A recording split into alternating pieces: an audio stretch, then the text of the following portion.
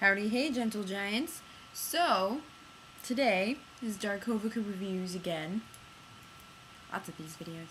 I'm reviewing a little far behind in, the scheme of things, but I'm reviewing The Hobbit, An Unexpected Journey. And I've been wanting to do this for a while, but as we all know, I'm a lazy bum, and things don't happen when I want them to. So, Hobbit, An Unexpected Journey. This movie came out a while ago, probably around December, and I got really upset because I was reading quite a few reviews of this movie, and a lot of these reviews were based around the fact that these people didn't read the books, and a couple of them who pretended that they'd read the books and clearly hadn't. Basically, from a person who hasn't read the books, or rather the book, you will hear them mention the fact that Bilbo is an extremely unheroic character. He is not your typical guy goes on an adventure, becomes a hero, saves the world. We have to remember, they're not out to save the world in this trilogy of movies. They're out to go get a kingdom back. Not that big in the scheme of things. And not to mention, in the Tolkien universe, dwarves are kind of viewed very lightly. No one takes them seriously. Not in Tolkien's universe, and not even Tolkien himself. The dwarves were comical characters for him. Which is not a problem. It's just the way he wrote them. Basically, in The Hobbit, in the book, Bilbo is a pretty useless character throughout the book. Even after he gets the ring, he's still pretty useless. And that's because his mindset is not a hero. He's not supposed to be a hero. He's supposed to be a very hilarious character who somehow bumbles his way into an adventure and then fumbles his way out of it.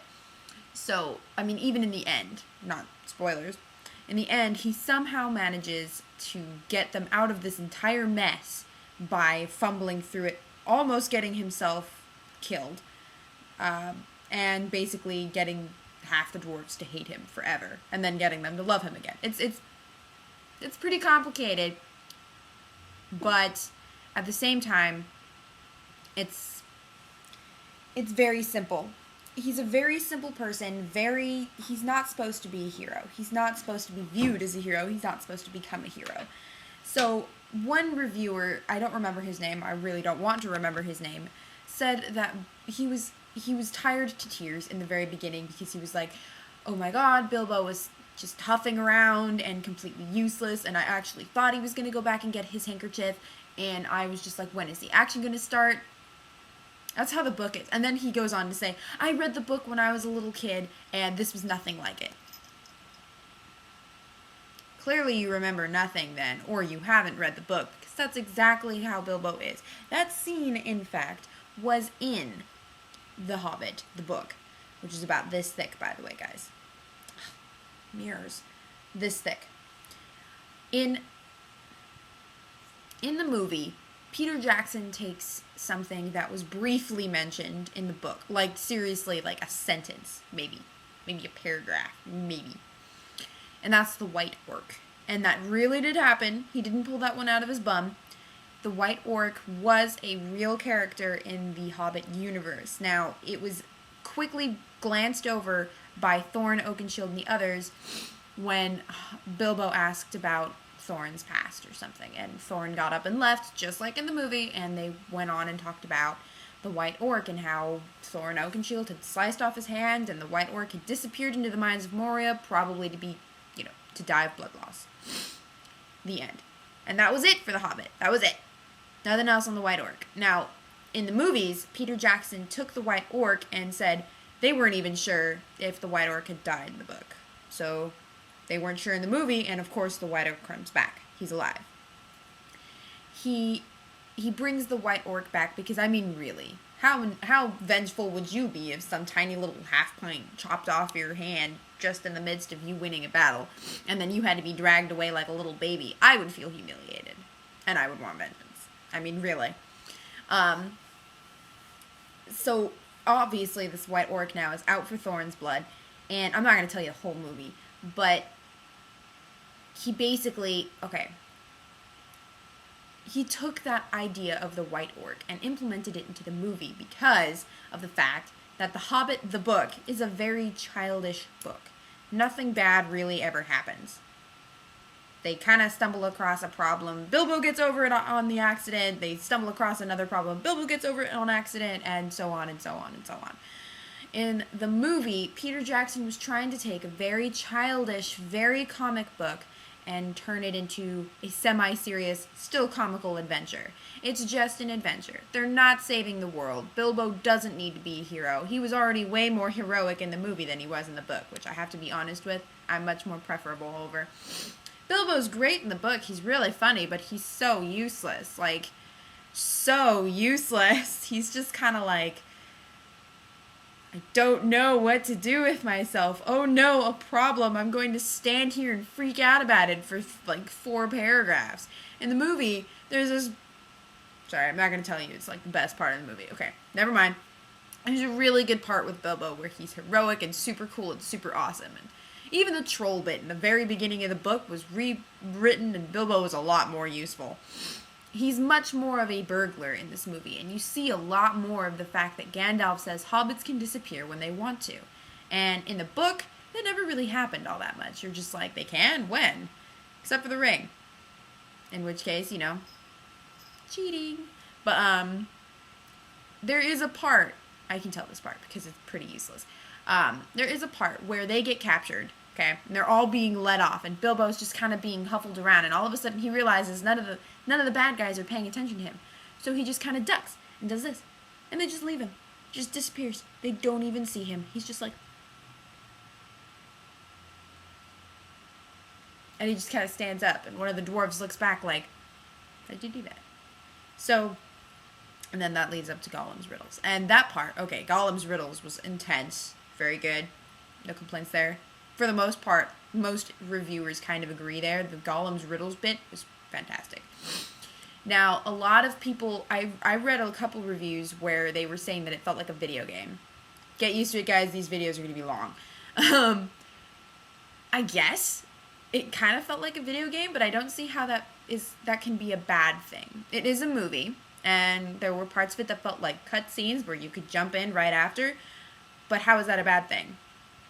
I kind of want to feel like I can jump in. Like, I can be like, okay, time to do this. Let's go. I'm feeling energetic. I'm feeling like I'm ready to jump in and play. Oh, wait, it's not a video game. But I still feel like I'm a part of it. You know what I mean? How is that a bad thing?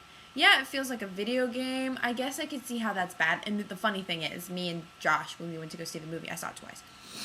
We were sitting there, and I went, this feels like a video game, doesn't it? I feel like right now I have a controller in my hands. And he was like, yeah, but I liked it. I kind of like that feeling. Maybe it's because I'm a video game maker, and that's how it goes. That's how I always feel. Everything I look at, I go, hey, I could turn that into a video game. But it just felt very cohesive. It felt very, I don't know. It looked great. It had the whole rush around, don't know what we're really doing. We're very comical, but try and take us seriously kind of effect going on.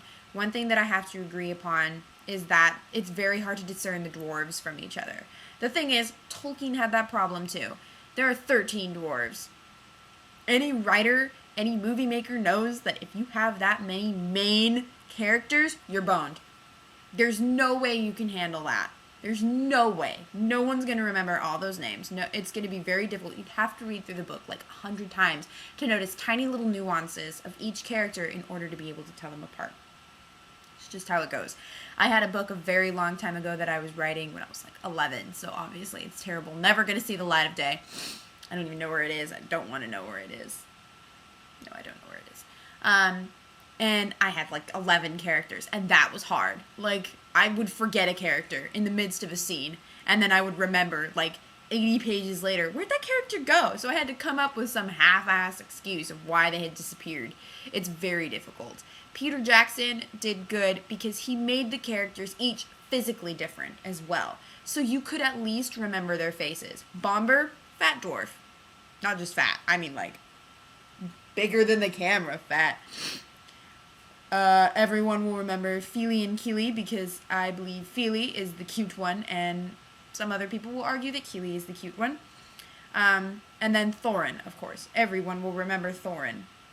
Now, Dory later will kind of become a little more well known because he's constantly saving Bilbo's ass. If Peter Jackson keeps that the way it is. At any rate, that's my review of The Hobbit. Super full length. I'm sorry. I like to go really into things. I hope you are okay with that. As for the boyfriend tag video, that will be filmed this Sunday, and I can't promise that it will be up this Sunday because I have to edit it and splice it all together unless I'm super lazy and record it with me answer a question, he answer a question, me answer a question, he answer a question. Which I could do. I might do that because I'm lazy. We all know how I'm lazy. So anyways, I keep trying to upload part 5 of Lego Lord of the Rings, and my internet's just like, nope. Nope. It doesn't even try. It just goes, your internet connection. No. And I'm like, but whatever. So anyways, yeah, so let me know in the comments what you want me to review next. And if I know it, if I've played it, I will review it. I will not review something I do not know. Like Mass Effect, if you tell me to review Mass Effect, I've never played it, I will not review it. Because I refuse to review something I don't know. Like The Hobbit, I read the books. I feel okay reviewing this because I have extra stuff to go off of.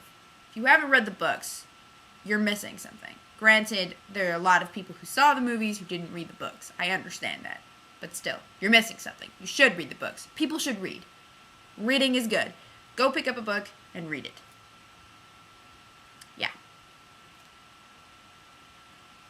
Yeah. So, yeah. Sorry. Alright. Bye.